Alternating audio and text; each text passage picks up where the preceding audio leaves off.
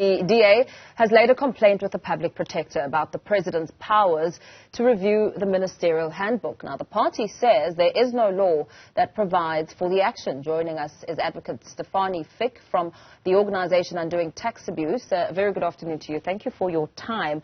Of course, this is a revelation that has sparked an outcry on social media in many parts of the country, especially in the wake of Eskom's proposed tariff hikes, as well as the stages of load shedding becoming a common occurrence. Yes, I think, I can hear people moaning and complaining about this, but I do think they have reason. I think this is an example of, firstly, I want to say I think Parliament has failed us in this instance, because Parliament is supposed to hold the executive to account. And here the executive went and made some certain rules to their benefit, but not in the best interest, I think, of South Africa. We all accept, and I think we have to accept, that certain positions carries certain perks. I mean, I think it's an accepted, way of compensating individuals, and like ministers, that there's certain things that they are allowed to have.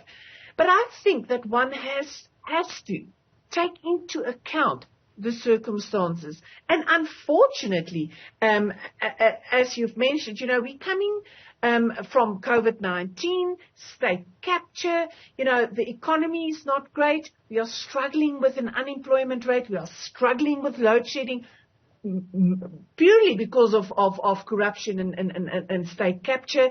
There's a lot of people struggling. Our public transport system is non-existent. People are struggling to get to work. They don't have enough money. They spend an enormous amount of money just getting to work. And then you hear a minister that's already earning more than 2 million rand per annum is getting free electricity and water.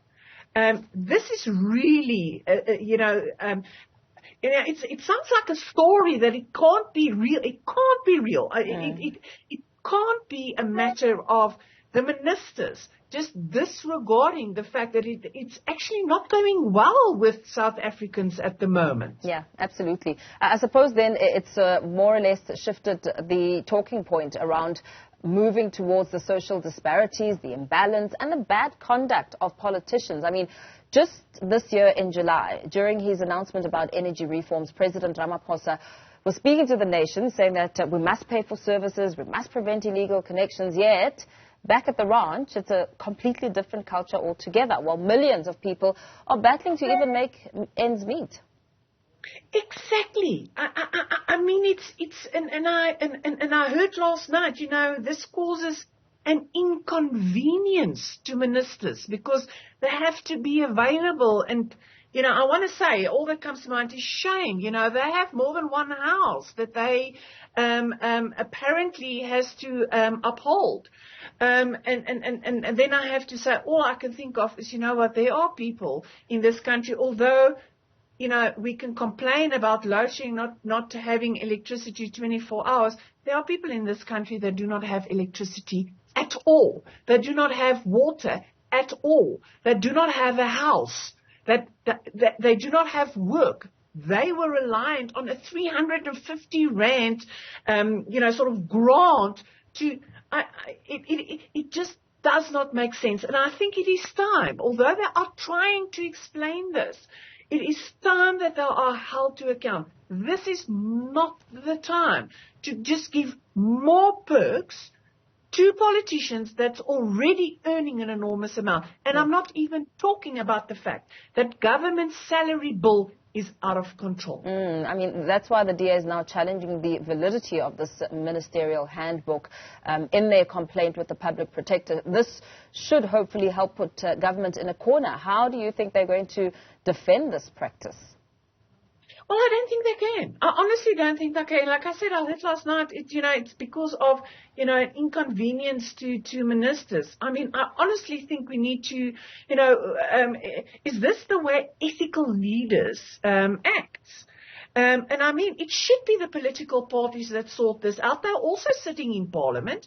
And, it is their responsibility to make sure that the executive acts in our best interest. And this is just not right.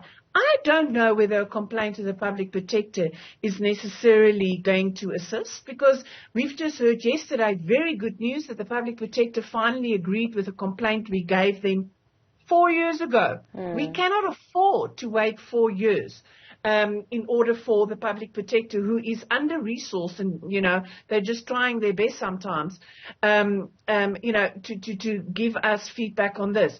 It is high time that there are some accountability. And it's not that whether it's right or wrong. It is unreasonable.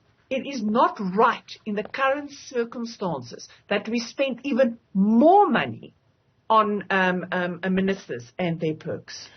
The advantages and the flexibility of the ministerial handbook are not really new. It's not a new occurrence. I mean, we know that even in 2009, under President Jacob Zuma at the time, it then emerged that his cabinet ministers were receiving 2 new luxury cars, yet the tone and the response was different then.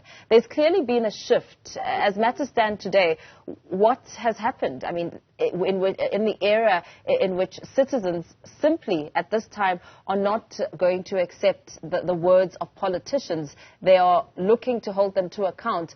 You're saying that you don't have much hope at the moment in terms of the time frames when it comes to the DA approaching the public protector. What do you think should happen? How do you think citizens, South Africans, should come together to ensure that these amendments are indeed done? And also looking at the legalities of this process with the handbook and much of what could form the scope of the public protector's investigation.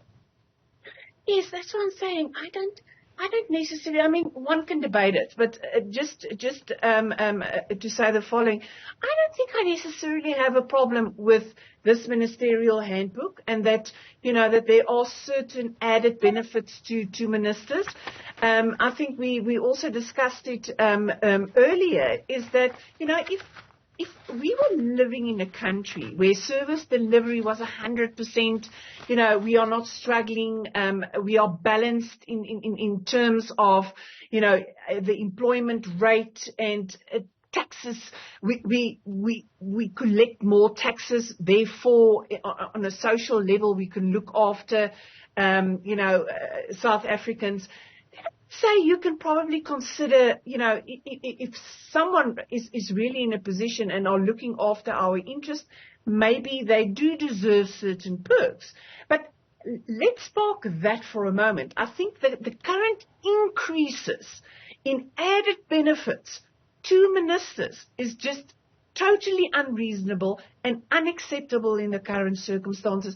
But I want to say, maybe I'm saying something controversial, but although the public, and thank you for, journalists like you guys are keeping this in the public space so that we can talk about it, so that we can air our, that the fact that we are angry, and that citizens can say, what, this is unacceptable, and that we can air this appropriately.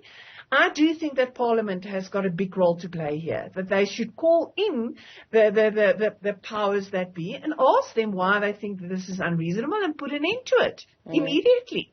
And then secondly, where civil society's powers lie is to hold politicians, and I mean all politicians, to account when they go to the voting stations, because we are on the road to elections 2024. And if someone is saying, this is a political ploy in order to put certain, political parties in a bad light, what do you expect citizens to do if these types of... It's got nothing to do with the politicians.